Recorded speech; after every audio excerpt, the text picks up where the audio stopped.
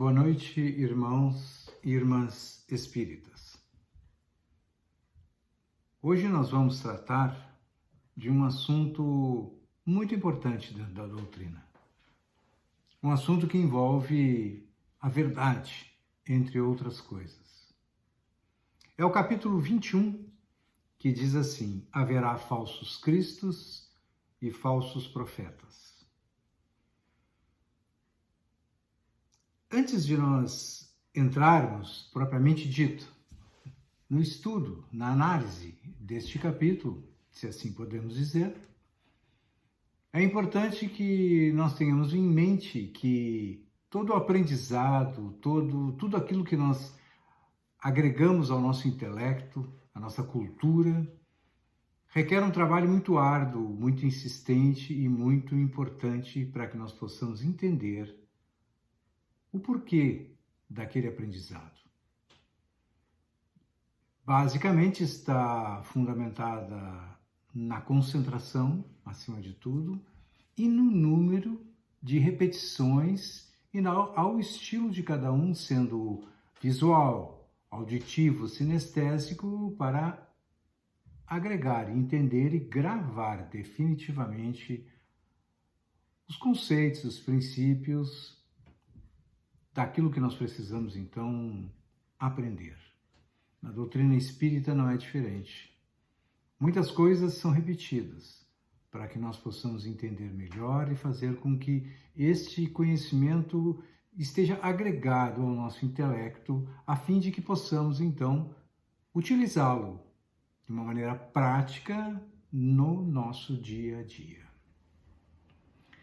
Assim, vamos agradecer de imediato a Deus a oportunidade de estarmos aqui reunidos, em nome dessa doutrina que nos traz a verdade, sob o comando de Jesus, e sempre assessorado pelos benfeitores espirituais que nos guiam e fazem com que nós possamos, talvez um dia, chegar a contento, lá naquele local onde os bem-aventurados estão, para que possamos, então, assumir o nosso lugar na felicidade celestial, na felicidade absoluta. Que possamos, então, neste momento, agradecer a todos esses irmãos e, então, iniciar os trabalhos dessa noite. Haverá falsos cristos e falsos profetas? Envolve uma série de conceitos espíritas. Mas, como cada capítulo que está colocado no Evangelho envolve um determinado assunto e também envolve o resto da doutrina, daquilo que se agrega de uma maneira mais própria ao assunto tratado, neste capítulo, melhor dizendo, nós vamos então tratar de um dos elementos chaves para podermos entender o que estamos fazendo aqui, aquela clássica pergunta de onde viemos, o que estamos fazendo e para onde nós vamos.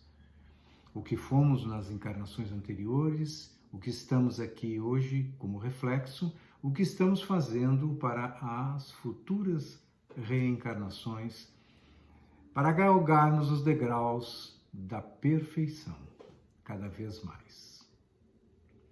Eu gosto sempre de trazer textos, reflexões que fazem e ajudam com que nós possamos, então, figurar, desenhar, formatar, como alguns dizem, ideias, conceitos e talvez daí calcular dentro da nossa jornada reencarnatória, principalmente, usar como ferramentas para chegarmos ao determinado fim, a felicidade, como sempre. O texto é de autor desconhecido e ele está colocado, entre outros também muito interessantes, no site vortex.com.br, onde lá existe um ícone que fala das mais belas histórias budistas. Entre elas está a verdade e a parábola. A verdade visitava os homens, sem roupas, sem adornos, tão nua quanto o seu nome. E todos os que a viam viravam-lhe as costas de vergonha ou de medo, e ninguém lhe dava boas-vindas. Assim a verdade percorria os confins da terra, rejeitada e desprezada. Numa tarde, muito desolada e triste, encontrou a parábola, que passeava alegremente, num traje muito belo e muito colorido. Verdade, por que estás tão abatida? Perguntou a parábola. Porque devo ser muito feia, já que os homens me evitam tanto? Que disparate, riu a parábola. Não é por isso que os homens te evitam. Toma, veste umas roupas minhas e vê o que acontece. E então a verdade pôs algumas das lindas vestes da parábola e de repente por toda parte onde passava era bem-vinda. Então a parábola falou: a verdade é que os homens não gostam de encarar a verdade nua. Eles preferem ela vestida diferente, disfarçada, travestida. É verdade. Isso é uma grande verdade. Aliás, esta é a palavra da vez, a verdade. Neste capítulo, nós vamos não tocar em todos os pontos, mas vamos tocar aqui no Evangelho do meu lado, que está para me ajudar e orientar sempre, além dos primeiros itens, fundamentalmente o quinto, o sexto e o sétimo itens. Olha o que diz, rapidamente falando, e eu convido todos a lerem estes itens, quando fala do prodígio dos falsos profetas. Diz assim: aos olhos do vulgo, no segundo parágrafo, aos olhos do vulgo ignorante, todo fenômeno cuja causa é desconhecida passa por sobrenatural, maravilhoso ou miraculoso. A causa, uma vez conhecida, reconhece-se que o fenômeno, tão extraordinário que pareça, não é outra coisa senão a aplicação de uma lei natural. É assim que o círculo dos fatos sobrenaturais se retrai à medida que se amplia a ciência. Lembrem, lá no capítulo 1, além de Moisés, Cristo e depois o Espiritismo, tem dois outros itens que falam da aliança, um deles da aliança entre a ciência e a religião, que é o que está aqui, e a nova era, que é o último item que faz com que nós possamos entrar num novo mundo, numa nova visão cósmica e universal. Então, está aqui posto um dos fundamentos, elementos. Como eu disse lá no início da nossa conversa, há conceitos, há partes da doutrina, há questões que envolvem o Espiritismo que são praticamente obrigatórias de serem repetidas constantemente. E essa repetição é que vai agregar gradativamente a nossa memória e jogar no nosso intelecto. Então, muitas vezes nós ficamos ouvindo coisas repetidas para que nós possamos, então, agregar, aprender, trazer para o imo, para dentro de si, este conhecimento. Ora, qual o objetivo de nós estarmos aqui? Por que nós estamos aqui? Aonde nós queremos chegar? Bom, um elemento fundamental é a procura de algo, e este algo é a perfeição. Nós estamos aqui fadados, vamos dizer assim, na busca da perfeição.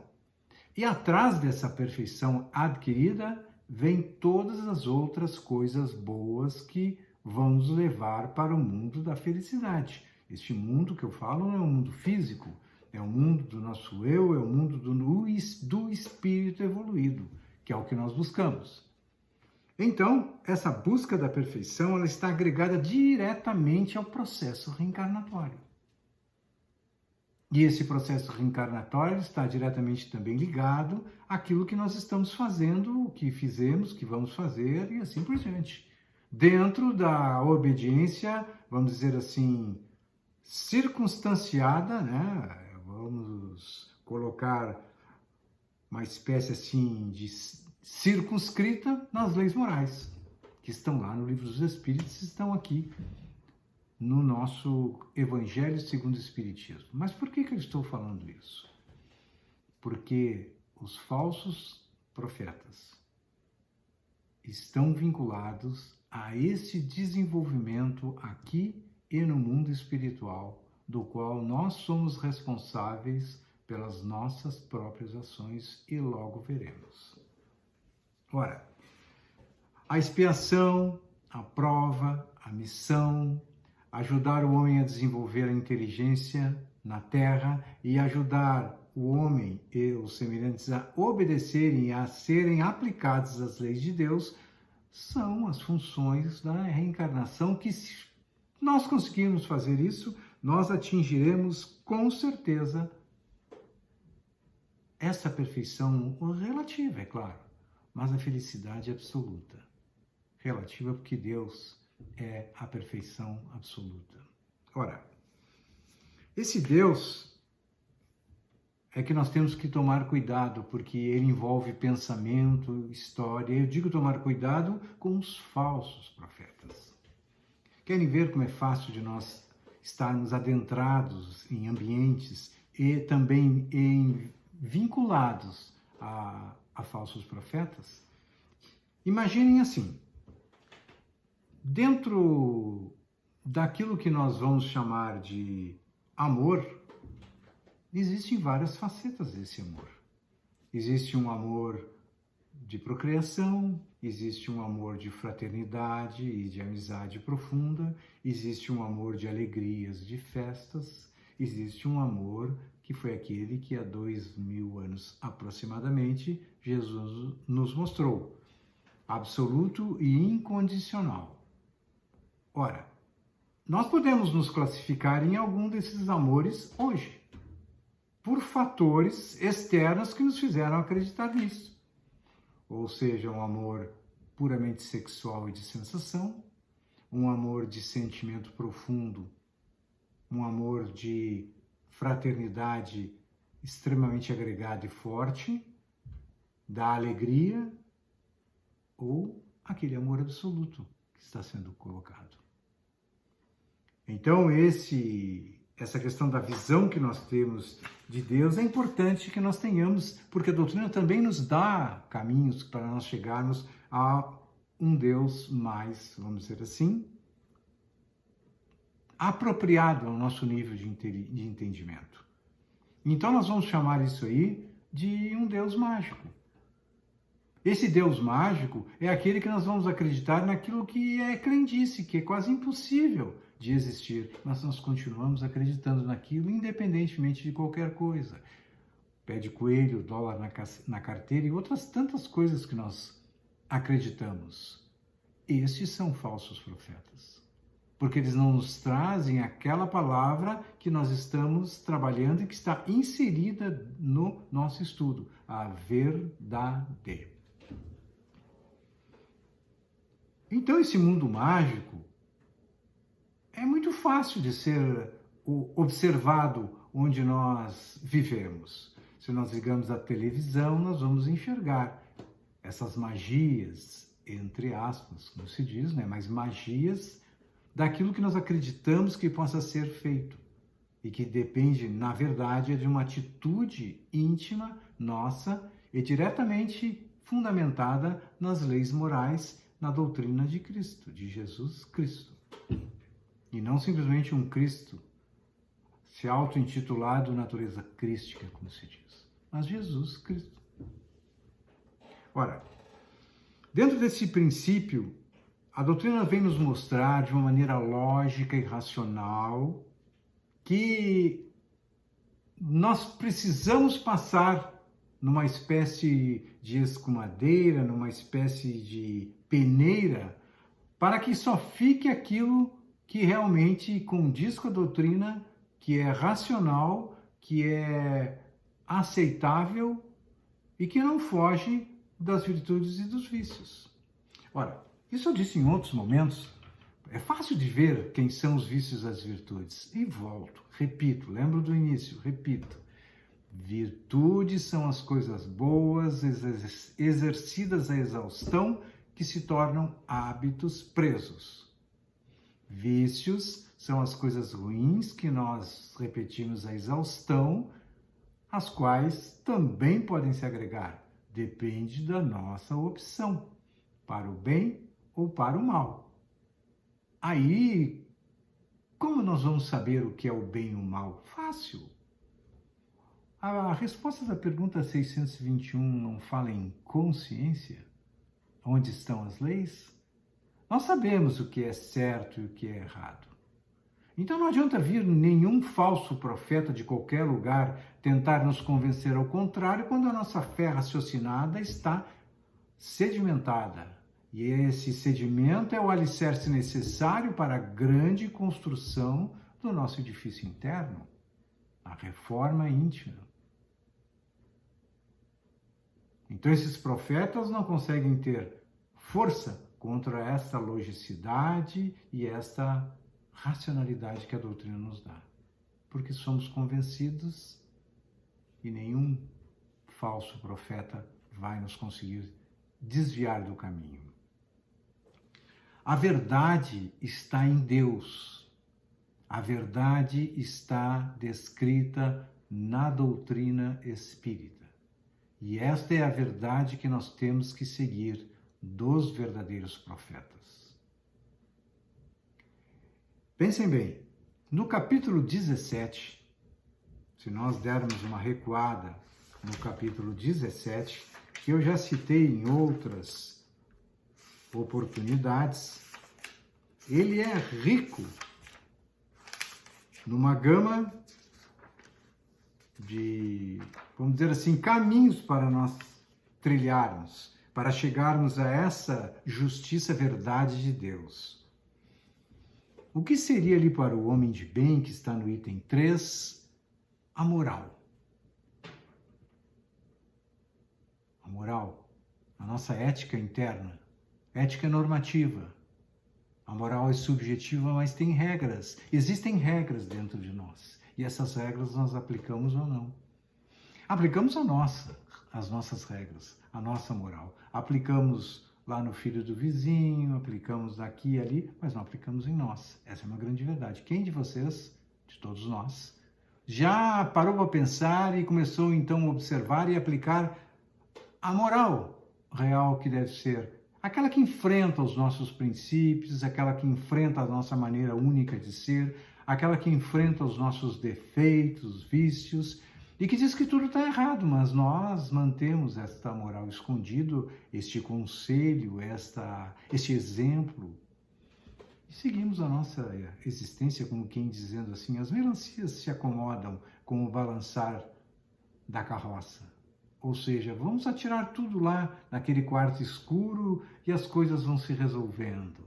Até que um dia a porta não aguenta mais, desaba tudo sobre nós. E aí enfrentamos quem? A verdade, a moral. Que moral? A moral que Deus prega.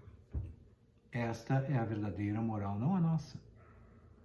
Embora possamos insistir que o caminho é esse ou aquele. Mas, além da moral, existe um outro conceito chamado justiça, que está vinculado também à verdade de Deus, que é a nossa justiça que nós aplicamos também da mesma maneira com tudo e todos aqueles que nos rodeiam, mas não aplicamos a nós mesmos.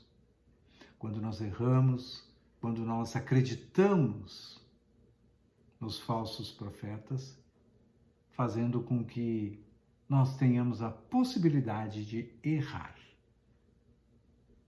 A verdade, a moral, a justiça são de Deus. Elas vêm de Deus.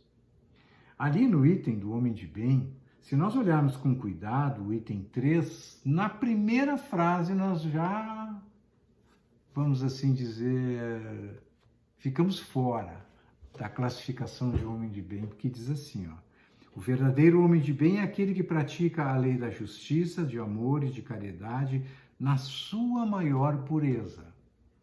Fizemos ou não? Claro que não. Somos espíritos de terceira ordem.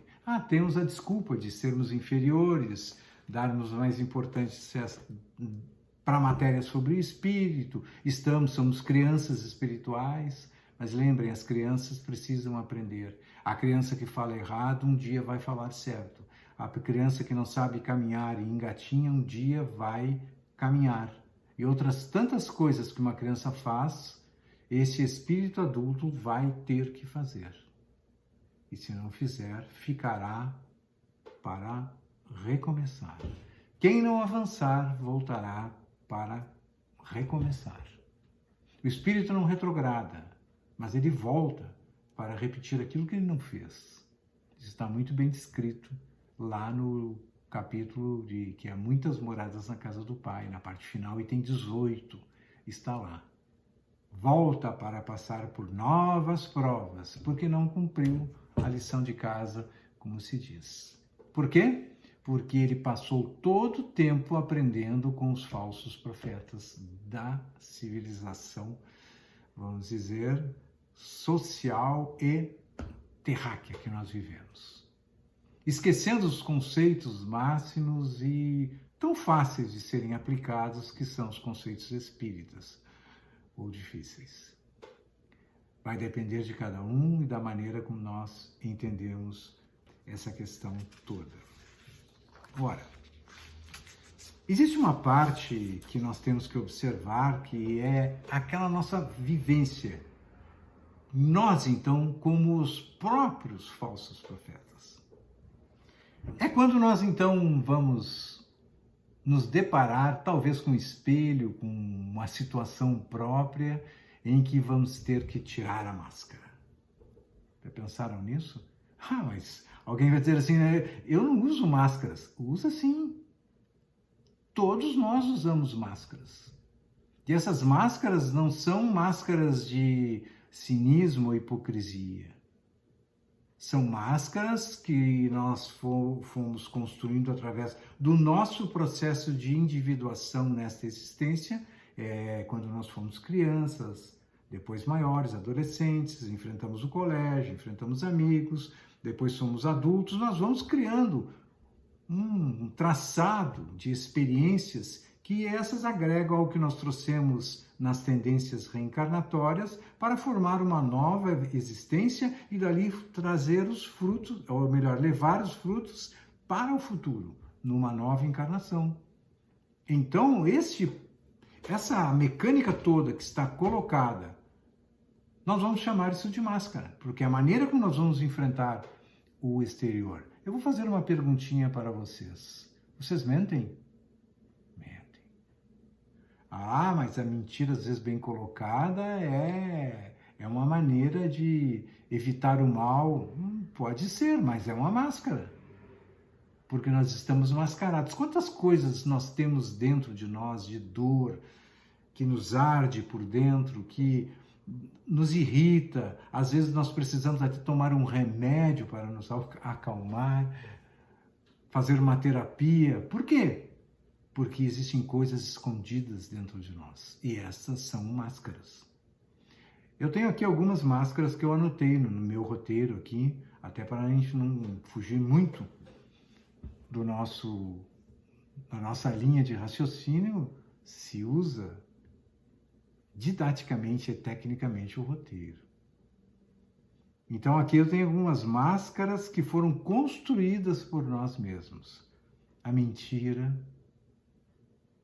ser honesto ou não ser honesto, altruísta ou não, carinhoso ou não carinhoso, ou carinhosa, como queiram, desconfiados ou não, egoístas, orgulhosos, pusilânimes, ou seja, vacilantes, de personalidade fraca, sofredores, aí está a autoobsessão e a obsessão bilateral, e religiosos. Todas essas aqui são algumas, todas essas, vamos dizer assim, funções vivenciais, nós temos mais ou menos. para enfrentar as situações do mundo exterior. Às vezes usamos mal, às vezes usamos bem, mas na verdade estamos sempre neste trabalho de usar as máscaras. E elas são benéficas, porque elas fazem com que nós possamos nos defender, nos ajudar através desta reprovabilidade e censurabilidade social que nós estamos inseridos. Pensem se não é verdade isso. Claro que é. Todos nós somos assim. E a encarnação está aí para que nós possamos afastar esses maus profetas, esses falsos profetas, fazendo com que nós possamos então entender que as leis de Deus é que vão vencer, é que vão vingar. Seja as leis dos homens, que também são de Deus, porque nós fomos criados por Deus, e a nossa maneira de raciocinar, de ver e de positivar, ou seja, escrever as leis para casos, sejam quais forem, vem da linha de Deus, vem de Deus. Então também são, mas muito mutáveis, derrogáveis e irrevogáveis e abrogáveis, como queiram, mais tecnicamente. Tudo isso está construído para que nós possamos viver neste meio. As leis da natureza, essas tantas que nós vemos por aí, lei da ação, da reação, da atração, da repulsão, da gravidade e assim por diante, e aquele grupo de leis que ainda não compreendemos muito bem, mas sabemos que ela existe porque sofremos os efeitos das mesmas. Mediunidades, intuições, dar uma importância muito grande a todo o processo reencarnatório para entender melhor a nossa viagem aqui. Enfim, todas essas leis fazem com que nós possamos afastar esses falsos profetas, seguindo a verdade que é a que nos leva para a perfeição. Eu lendo meus textos aqui, eu trouxe mais um, muito interessante, e ele foi escrito por o autor é Orson Carrara. E olhem que interessante o que ele diz.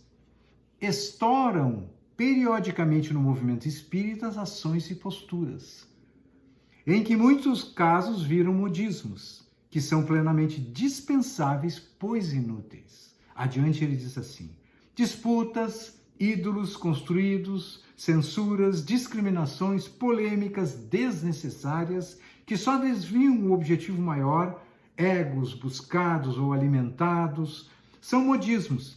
E, igualmente, são posturas dispensáveis. A nada servem. Na verdade, só desviam o objetivo essencial, o objetivo bem definido por Kardec. Distorcer a credibilidade construída sobre a lógica e o bom senso, qualificamos experiências e ensinos valorosos como ultrapassados. Não tem gente que quer modificar o Livro dos Espíritos para mudar a linguagem ou fazer alguns acréscimos? Tem gente aí no movimento espírita inventando coisas. Modismos são incompatíveis com o espiritismo. Isso é a prática deturpada de espíritas desatentos e sem a conexão com o conhecimento aliado à prática, portanto, dispensáveis. Cuidado com os modismos. Eles passam e se ficam prestando atenção neles, deixamos de fazer aquilo que precisa ser feito. Deixamos de cumprir o que nos cabe. E a parte final ele diz uma coisa muito interessante. Está também na manipulação das ideias e mesmo na mais fácil indicação que você pode observar, os falsos profetas. Na pretensão da verdade e na preocupação constante da demonstração da infalibilidade. Nesses casos, inclusive, seus protagonistas fogem do objetivo essencial da doutrina espírita, procurando impressionar os desprevenidos, com posturas, modismos plenamente dispensáveis, totalmente desconectados com o espiritismo. E aí vem a frase magistral desse autor. Por isso, voltemos a Kardec. O objetivo essencial do espiritismo é a nossa melhoria moral. Aliás, está descrito no Livro dos Espíritos. Está descrita, melhor, esta conduta moral. Agradeço a atenção de todos e que Deus, Jesus, a espiritualidade maior, os benfeitores estejam sempre conosco, para que nós possamos, então, vencer todas essas adversidades e antagonismos que a existência nos prega, pois lá no timão está a mais perfeita harmonia, que é Deus. Que nós tenhamos a luz de Jesus no coração e que tenhamos a ajuda dos benfeitores espirituais sob o comando e as leis de Deus. Que assim seja. Boa noite a todos.